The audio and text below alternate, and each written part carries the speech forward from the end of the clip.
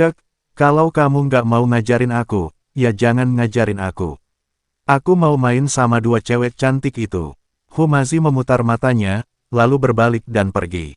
Zhao Yu tahu bahwa Mo Qingyun telah ditemukan. Dia berharap Mo Qingyun dapat berbicara dengan Lan Lianhua dan kemudian pergi ke Pulau Terapung lagi. Rekan Taoist Chen, kau tidak perlu mengikutinya. Jika kau ingin pergi ke Pulau Terapung, aku akan mengantarmu ke sana. Aku bisa menguasai setengah benua Changsuan ini. Mo Qingyun berkata sambil tersenyum. Dia telah tinggal di sini selama bertahun-tahun, jadi dia sangat akrab dengan Pulau Terapung itu. Baiklah kalau begitu. Chen Ping mengangguk. Mo Qingyun membawa Chen Ping dan melompat, langsung menuju Pulau Terapung. Hanya dalam waktu 10 menit, mereka berdua tiba di Pulau Terapung. Lingkungan di pulau itu masih seindah dulu, tetapi tidak seorang pun bisa pergi ke sana tanpa izin dari Blue Lotus. Rekan Taoist Chen, jika kau suka, kau bisa tinggal di sini selamanya.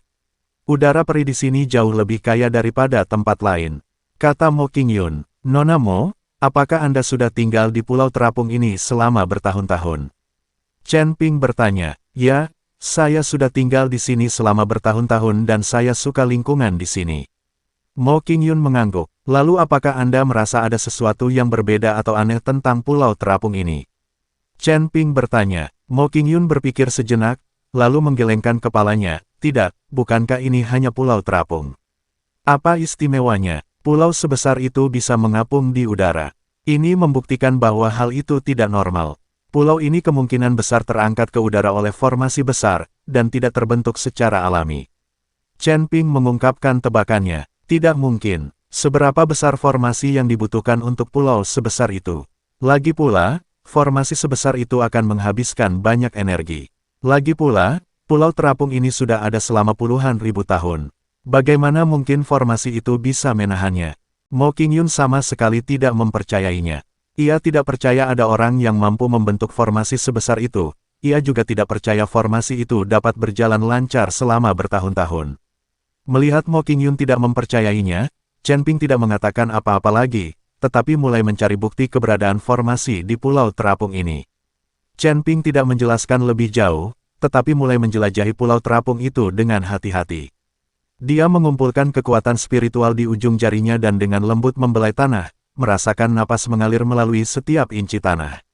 Mo Qingyun berdiri di samping dengan tangan terlipat, dengan sedikit keraguan di matanya. Rekan Taoist Chen, kamu tidak benar-benar berpikir pulau ini ditopang oleh suatu formasi, bukan? Chen Ping tidak menjawab, tetapi tiba-tiba berhenti di depan sebuah batu yang tidak mencolok.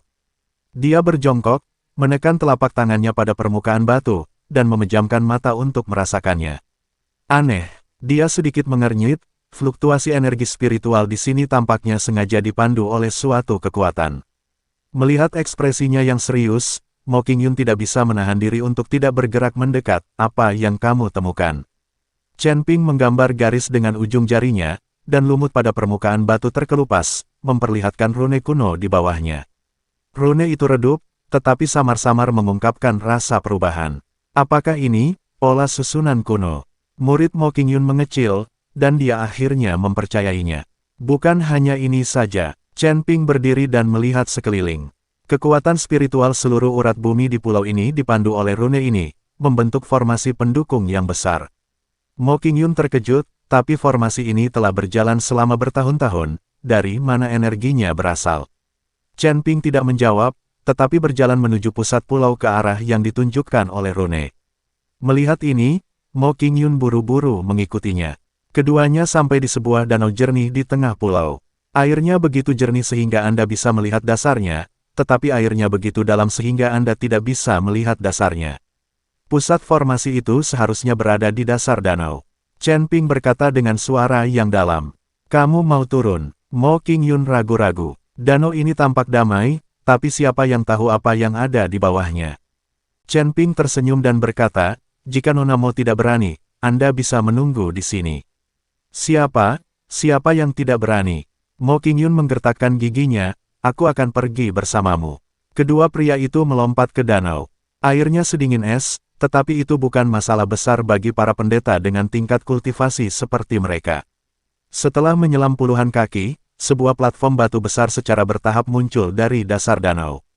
Platform batu itu diukir dengan pola susunan yang rapat, dan di bagian tengahnya bertatahkan kristal biru seukuran kepalan tangan, yang memancarkan cahaya redup. Ini adalah kristal surgawi. Mo Qingyun berseru, itu adalah benda ajaib legendaris yang dapat mendukung kekuatan langit dan bumi. Tatapan mata Chen Ping tampak serius, begitulah adanya. Formasi ini didasarkan pada kristal langit, dan dilengkapi dengan kekuatan spiritual urat bumi, sehingga dapat bertahan selama 10.000 tahun. Dia berenang mendekati panggung batu dan dengan hati-hati mengamati pola susunannya, dan tiba-tiba menemukan bahwa beberapa rune tampaknya telah diubah secara artifisial. Tidak, bisiknya, formasi ini telah dirusak. Sepertinya, ada batasan tersembunyi lainnya. Mo Qingyun tercengang, apa maksudmu? Sebelum Chen Ping bisa menjelaskan, pola susunan pada platform batu tiba-tiba menyala dengan cahaya yang menyilaukan, dan kristal Tianxuan bergetar hebat. Tidak bagus. Chen Ping merayu Mo Qingyun dan berkata, cepat mundur. Namun, sudah terlambat. Kekuatan hisap yang mengerikan tiba-tiba meletus dari dasar danau, dan keduanya langsung tertarik ke arah platform batu. Chen Ping, apa yang terjadi? Mo Qingyun berteriak panik. Formasi telah dipicu. Chen Ping menggertakkan giginya dan mencoba melepaskan diri, tetapi hisapannya terlalu kuat. Dalam sekejap mata, mereka berdua tertelan ke dalam celah ruang angkasa yang tiba-tiba. Dunia berputar di depan mata mereka, dan ketika mereka sadar, mereka mendapati diri mereka berada di reruntuhan yang tidak dikenal. Dikelilingi oleh pilar-pilar batu yang rusak dan istana-istana yang runtuh, udara dipenuhi dengan suasana kuno dan dekaden. Tidak jauh dari sana, ada pilar batu yang tingginya 10.000 kaki, menjulang ke langit, dan ada banyak rune yang diukir pada pilar batu itu. Di belakang pilar batu terdapat gunung besar, yang tampak terbelah dua dan diukir menjadi dua patung roh jahat. Siapakah yang bisa begitu murah hati hingga mengukir seluruh gunung? Melihat pemandangan di depannya, Mo Qingyun terkejut. Chen Ping tidak mengatakan apa-apa, tetapi menatap kedua patung roh jahat itu. Jantungnya tiba-tiba tenggelam, seolah ada sesuatu yang tiba-tiba mencekiknya dan mencekiknya. Chen Ping merasa ngeri dan berulang kali mundur sambil berteriak, mundur, cepat mundur. Rekan Taoist Chen, ada apa denganmu? Mo Qingyun tampak bingung. Dia tidak mengerti mengapa Chen Ping tiba-tiba menjadi seperti ini. Chen Ping tercengang melihat Mo Qingyun baik-baik saja, dan pada saat ini, perasaan tercekik yang baru saja dirasakannya menghilang. Apakah aku terlalu gugup? Chen Ping menarik napas dalam-dalam dan menatap kedua patung hantu jahat itu lagi. Dia tahu bahwa orang-orang kuno tidak mungkin begitu bosan untuk mengukir gunung dengan asal-asalan, dan kedua patung roh jahat ini pasti mempunyai tujuan. Tetapi setelah menatapnya dua kali lagi, jantung Chen Ping kembali berdebar kencang, dan perasaan sesak itu sepertinya datang lagi. Pecahkan untukku. Kali ini, Chen Ping tidak mundur, melainkan memegang pedang pembunuh naga dan menebas ke depan. Dia ingin menghilangkan perasaan takut ini.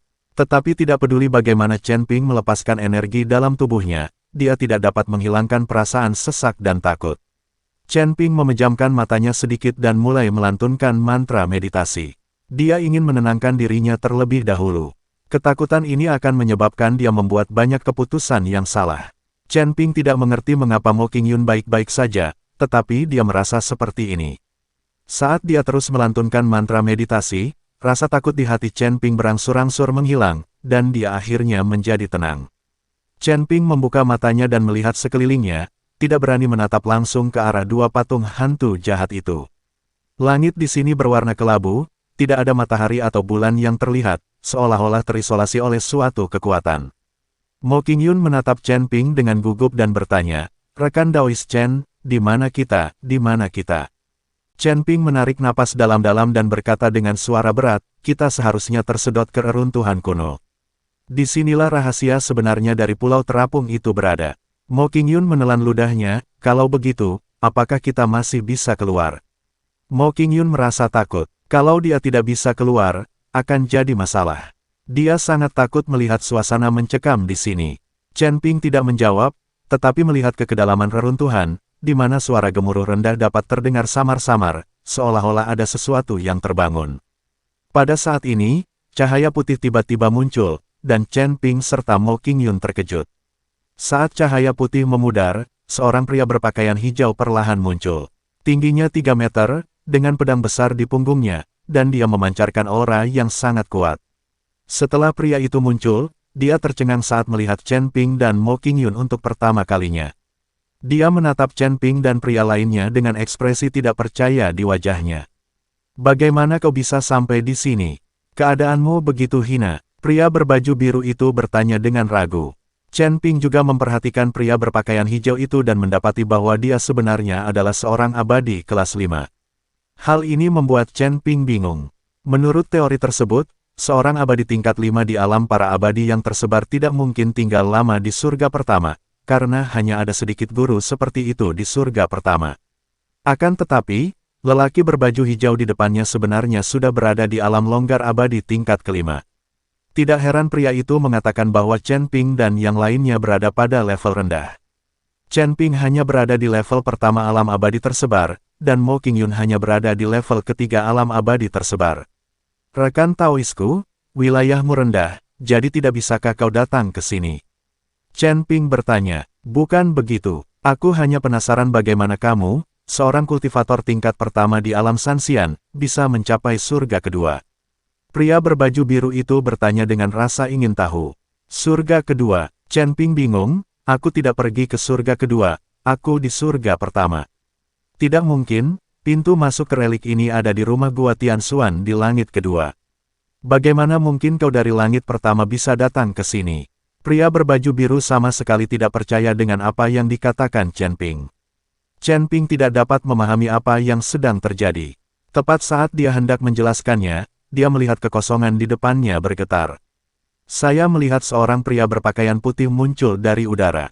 Pria berpakaian putih itu memegang kipas lipat, memancarkan aura kuat yang menyebabkan kekosongan di sekitarnya bergetar. Chen Ping melihat bahwa pria berbaju putih tidak kalah maju dibandingkan pria berbaju abu-abu. Begitu lelaki berbaju putih itu muncul, lelaki berbaju abu-abu mengerutkan kening dan mengumpat, "Sialan, kau tidak akan pernah berhenti." Setelah berkata demikian, lelaki berpakaian abu-abu itu mencabut pisau besar dari punggungnya dan menebas langsung ke arah lelaki berpakaian putih itu. Pedang ini langsung memotong cahaya bilah pedang sepanjang 1000 kaki, dan gelombang kejut yang mengerikan terus-menerus menghantam kekosongan di sekitarnya. Melihat ini, Chen Ping menarik tangan Mo Qingyun dan terus mundur untuk menghindari terkena gelombang kejut. Meskipun Chen Ping tidak mengerti mengapa kedua pria itu mulai berkelahi begitu mereka bertemu. Tetapi Chen Ping tidak ada hubungannya dengan mereka, jadi dia tidak ingin terpengaruh oleh mereka. Tangan Mo Qingyun berwarna putih, lembut, dan halus seolah tak bertulang, dan dipegang oleh Chen Ping.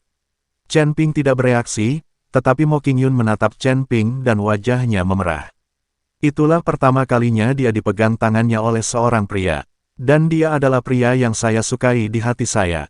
Chen Ping sama sekali tidak memperhatikan reaksi Mo Qingyun. Memegang pedang pembunuh naga, dia melepaskan niat pedang untuk menghalangi gelombang kejut.